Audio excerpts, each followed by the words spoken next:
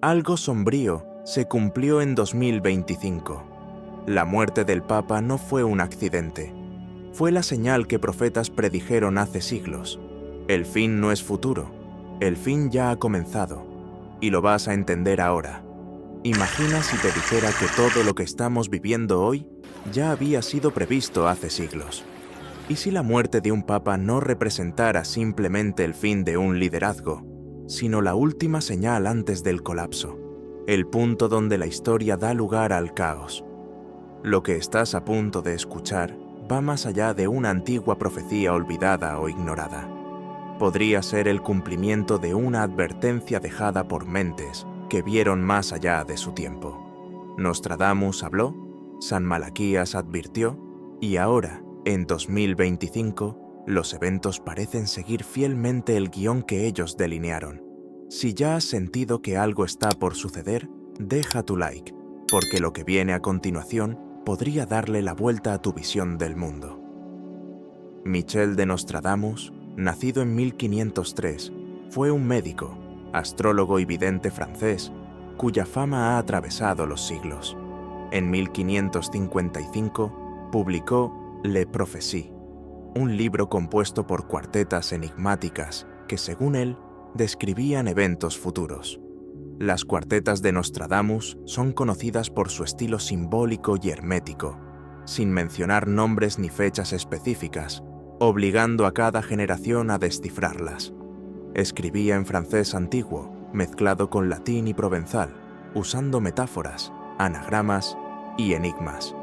Esta forma de escritura protegía sus visiones, pero también generó interpretaciones diversas a lo largo de los siglos.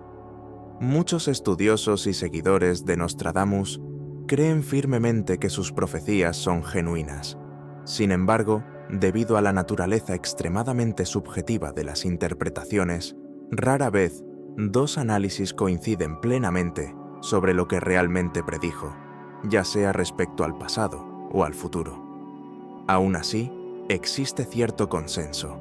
Muchos sostienen que Nostradamus anticipó acontecimientos históricos como el Gran Incendio de Londres, la Revolución Francesa, el ascenso de Napoleón Bonaparte y de Adolf Hitler, las dos guerras mundiales y hasta la destrucción nuclear de Hiroshima y Nagasaki.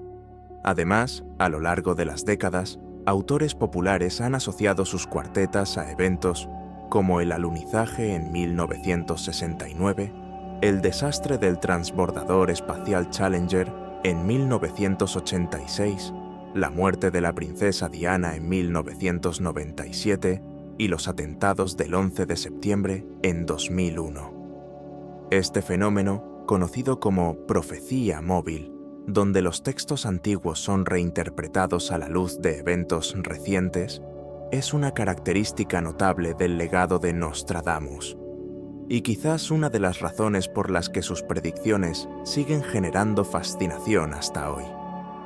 En 2025, con la muerte del Papa Francisco, una de las profecías de Nostradamus volvió a cobrar fuerza. En ella se menciona la muerte de un pontífice muy anciano, seguida por un romano de edad avanzada que debilitará a la Iglesia. Francisco, quien falleció a los 88 años, encaja perfectamente en la descripción del pontífice anciano, especialmente si recordamos que, en tiempos de Nostradamus, llegar a los 50 ya era inusual. La cuarteta también menciona que el gran pontífice cambiará de lugar y que un anciano será arrastrado por la corriente, metáforas que, para muchos, representan tanto la transición en el trono papal como el fin simbólico de una era. Francisco, nacido Jorge Mario Bergoglio, asumió el papado en 2013, a los 76 años. Durante sus 12 años de pontificado, enfrentó crisis profundas, escándalos financieros, denuncias de abusos sexuales, debates sobre el rol de la mujer en la Iglesia y el celibato sacerdotal. Para algunos fue un reformador, para otros una figura polémica. Su liderazgo dividió a la Iglesia. Tras su muerte, el diario Daily Mail sugirió que esta división interna podría ser el debilitamiento de la sede, al que aludía Nostradamus. Algunos estudiosos creen que el romano de edad avanzada sería el próximo papa, alguien mayor y vinculado profundamente con Roma, que heredará una iglesia en colapso. Otros opinan que esa figura ya era el propio Francisco, quien, aunque argentino, ocupaba el trono de Roma. En ambos casos, la profecía parece reflejar con precisión la fragilidad actual de la Iglesia católica. Además, otra cuarteta menciona a un joven de piel oscura. Muchos interpretan esta imagen como simbólica, pero ya circulan algunos nombres reales como posibles sucesores: Peter Turkson, de Ghana, y Luis Antonio Tagle, de Filipinas. La expresión Papa Negro, presente también en las profecías de San Malaquías, podría hacer referencia tanto a la etnia como a la pertenencia a la orden de los jesuitas, la misma de Francisco, conocida como los Papas Negros, o incluso a un período oscuro y turbulento para la Iglesia. Un detalle que estremece es la referencia al fuego y sangre en la ciudad de las 7 colinas, una clara alusión a Roma. Nostradamus podría estar hablando de un colapso interno, no necesariamente de una destrucción física, y en 2025 vemos un Vaticano fragilizado, iglesias cerrando sus puertas, caída de vocaciones sacerdotales, fieles migrando hacia nuevas espiritualidades. Francisco intentó ser un puente entre tradición y modernidad, pero terminó rodeado de críticas. Los conservadores lo acusaban de ceder al mundo secular.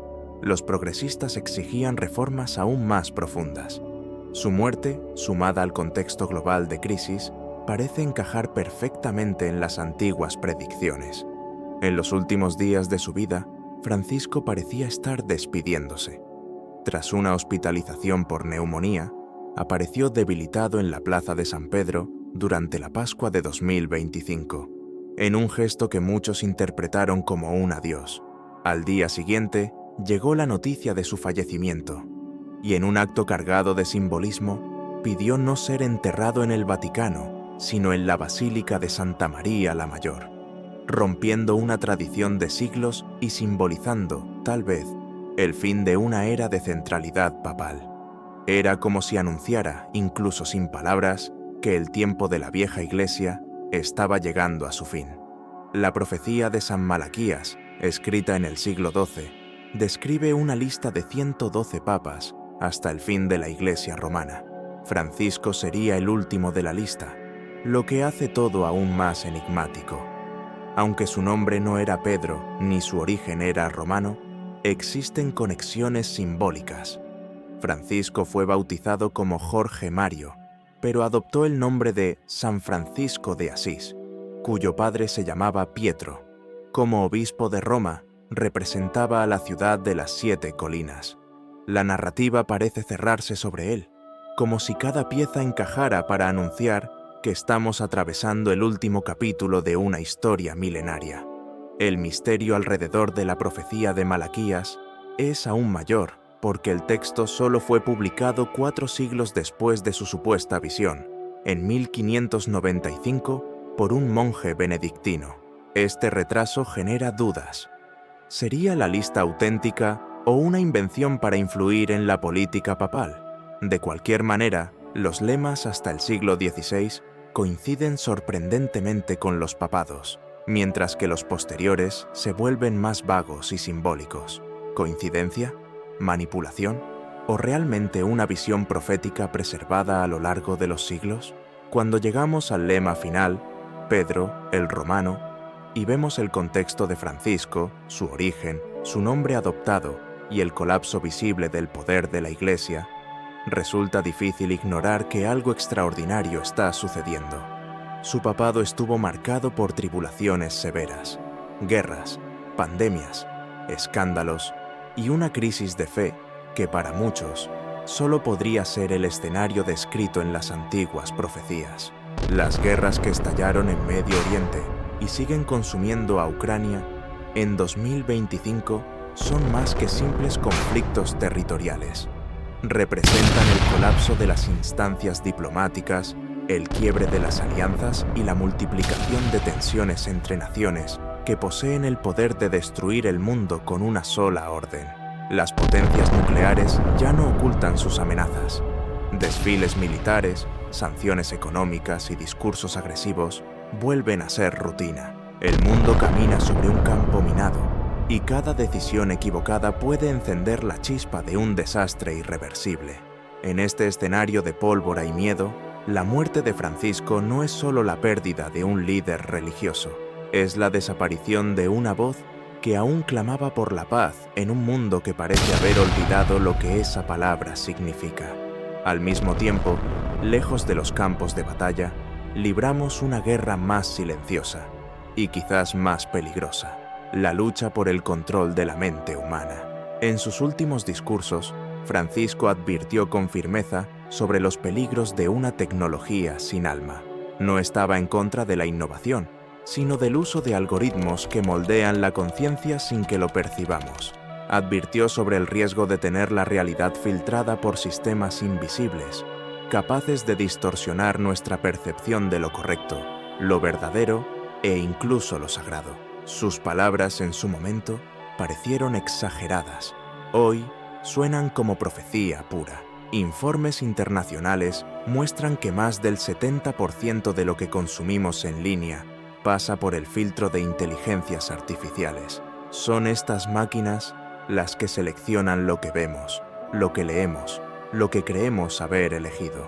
Poco a poco, la libertad cede espacio a una curaduría invisible, donde intereses económicos e ideológicos moldean a las masas.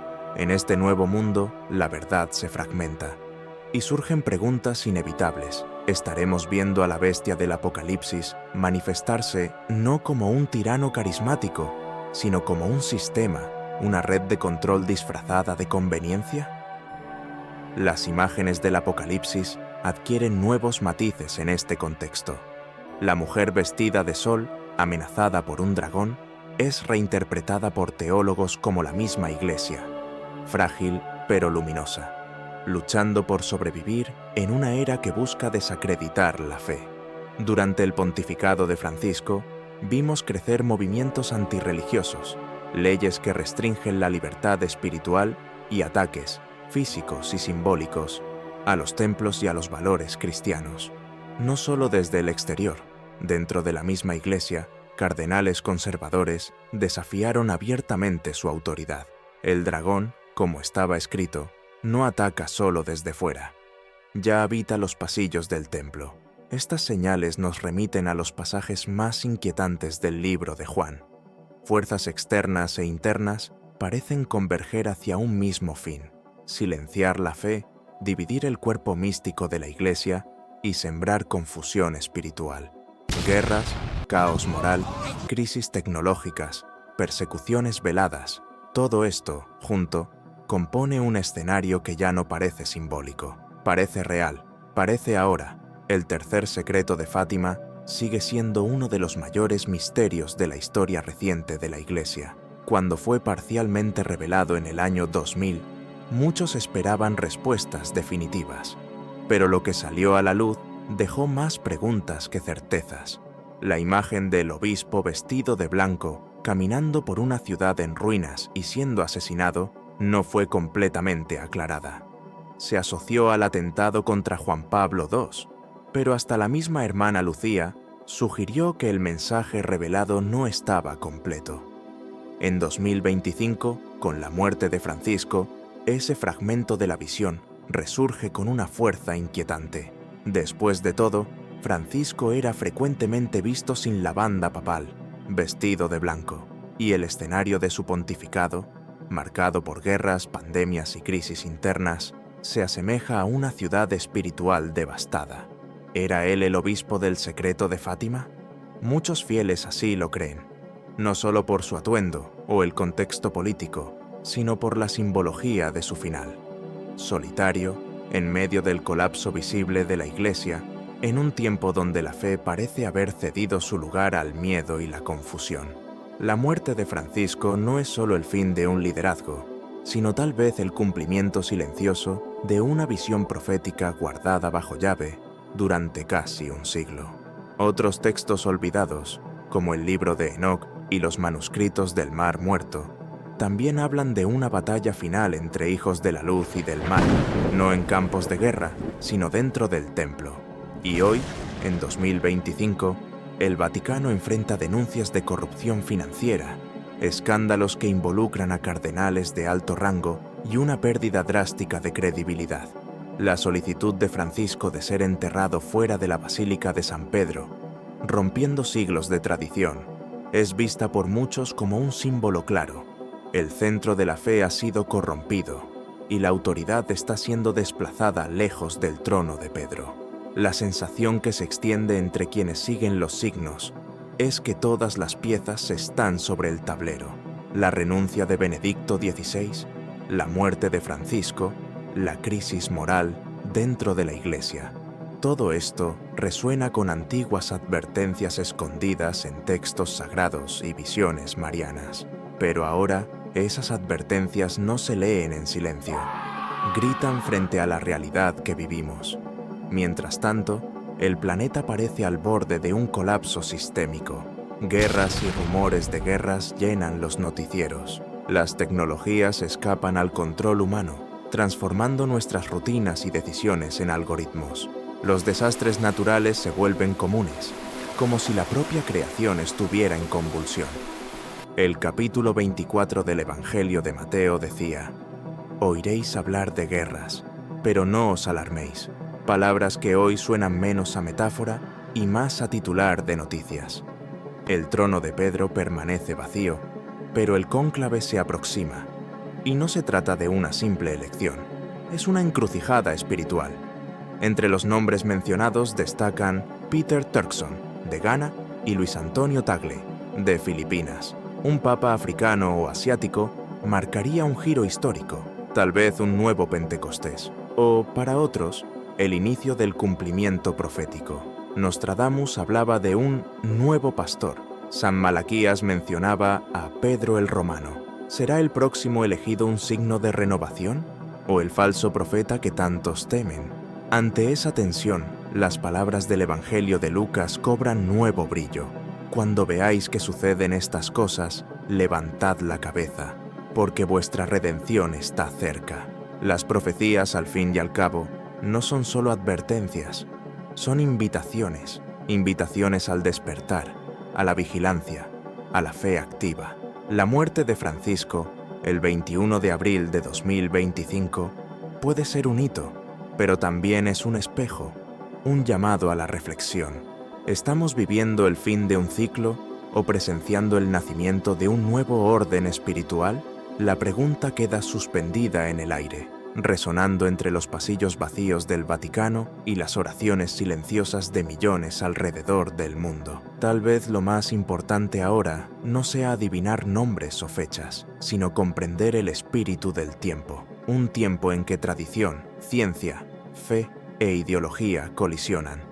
Un tiempo donde antiguas profecías encuentran eco en las redes sociales, en los terremotos, en las divisiones políticas. Un tiempo donde lo eterno y lo efímero se entremezclan y las fronteras entre lo sagrado y lo profano se desvanecen ante nuestros ojos. Y cuando el ciclo de la historia se cierra, volviendo al punto donde todo comenzó, con Pedro, el apóstol, tal vez la figura de Pedro el Romano no sea solo un nombre, sino un símbolo, un recordatorio de que el fin nunca fue el fin, siempre fue una invitación a la luz, a la conversión, a la acción. Si las profecías sirven de algo, es para despertarnos. Y ahora, más que nunca, la pregunta que resuena en el alma de cada uno es: ¿estaremos preparados? Si este contenido tocó algo dentro de ti, si despertó preguntas, inquietudes o simplemente te hizo ver el mundo con otros ojos, entonces el mensaje ya cumplió su propósito, porque las profecías, las visiones y los signos nunca fueron solo para sabios o estudiosos. Siempre hablaron al corazón simple, al alma que busca, que cuestiona, que clama por sentido en medio del caos. No sabemos el día ni la hora, pero sabemos que hay un llamado, y no viene del miedo, viene de la esperanza, de la urgencia de reconectar con lo esencial, de preparar el espíritu, de ser luz donde reina la oscuridad. Si este video tuvo sentido para ti, no lo guardes solo para ti. Tal vez alguien cercano también esté buscando respuestas. Tal vez esté en silencio, esperando una señal. Comparte este video con quien necesita reflexionar, con quien necesita despertar. Que sea, para muchos, el primer paso de una nueva jornada interior. Y si aún no sigues este canal, suscríbete ahora. Aquí, seguimos explorando los mensajes que atraviesan los siglos. Aquellos que nos recuerdan que, incluso cuando todo parece colapsar, siempre hay una esperanza que renace.